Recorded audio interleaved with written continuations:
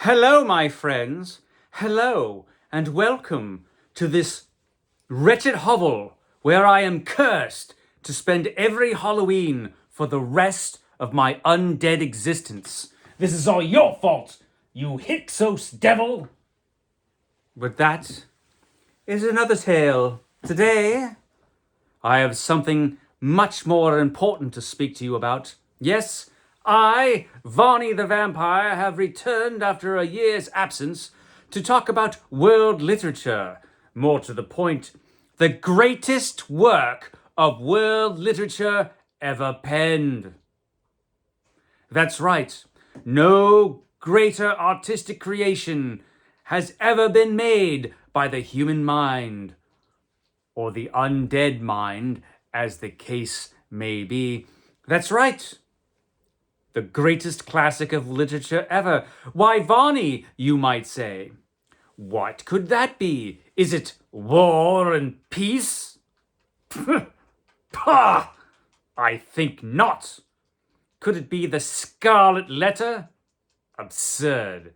Moby Dick? I should say not. No, my friends, the greatest work of world literature is this gigantic masterpiece. That's right. It's Varney the Vampire, or The Feast of Blood. That's right. Varney the Vampire is indeed the greatest work of world literature ever. Now, there are some of you who I'm sure will be arguing.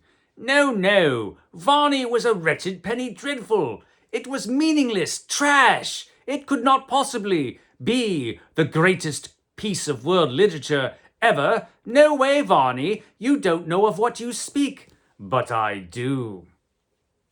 Yes, Varney the Vampire is indeed the greatest work of world literature. It encompasses every dramatic event of humankind. It is a startling search into the human and the inhuman soul.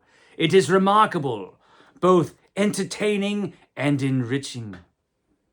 Yes, Varney the Vampire, a work for the ages. But, strangely, Varney the Vampire has been sadly underappreciated. That's right. There, for some reason, is no Penguin edition of Varney the Vampire. There is no Oxford edition. Every man is not for every vampire, apparently. No, Varney the Vampire has been scorned despite its genius. How could this be? Well, I suspect simple jealousy.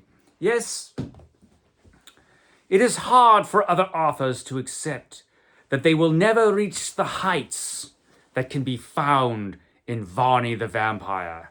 Why, the writing is incredible. Let me demonstrate.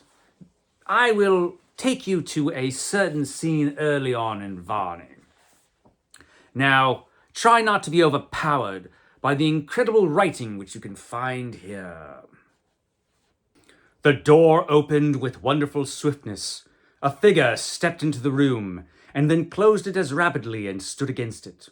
Flora tried to scream, but her tongue refused its office.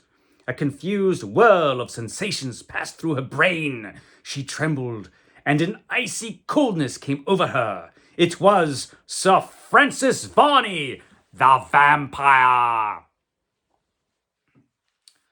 He had drawn up his tall, gaunt frame to its full height and crossed his arms upon his breast. There was a hideous smile upon his sallow countenance, and his voice was deep and sepulchral as he said, "Flora Bannerworth, hear that which I have to say, and hear it calmly. You need have nothing to fear. Make an alarm, scream or shout for help, and by the hell beneath us, you are lost."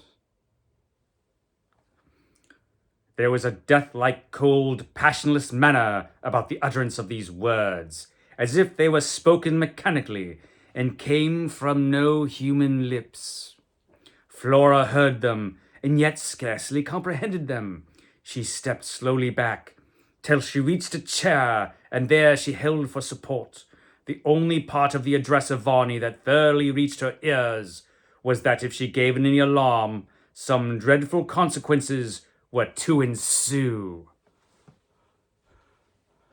I mean, it's a masterpiece. Can any argue that this... Some of you are still arguing. I can't believe it. Fools! Obviously, this is the greatest work of world literature. Of course, the author is unknown. Many say this was by James Malcolm Rymer. Others say it's by some other guy named Prescott Priss. Others say it might be by some other author. Well, my friends, I happen to know who wrote Varney. This is a startling piece of news, but I think you will agree that if anyone would know, it would be me. So, who could it be that wrote Varney the Vampire? It would have to be a master. Possibly the greatest writer who ever wrote in English. But who could that be? Well, I have solved the problem.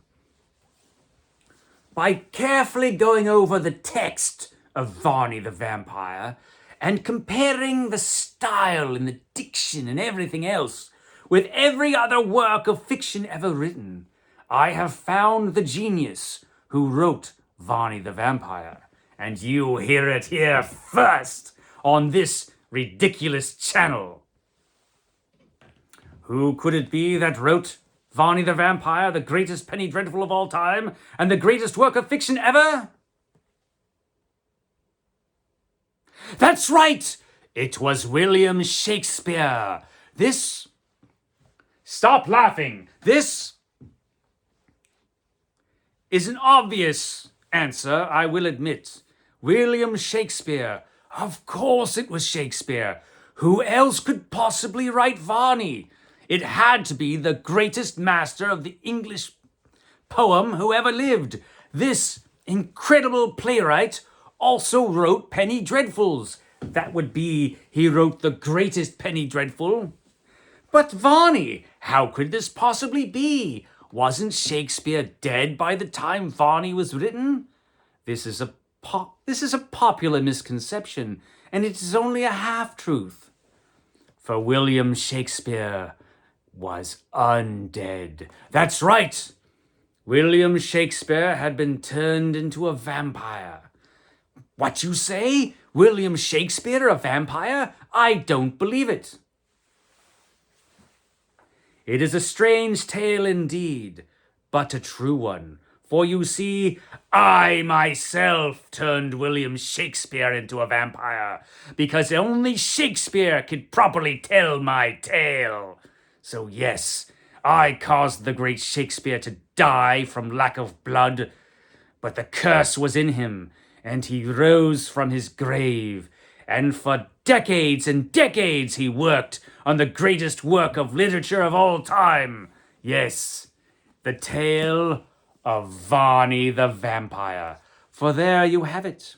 If this doesn't convince you, I don't know what could. I hope the rest of your wretched Halloween is up to snuff.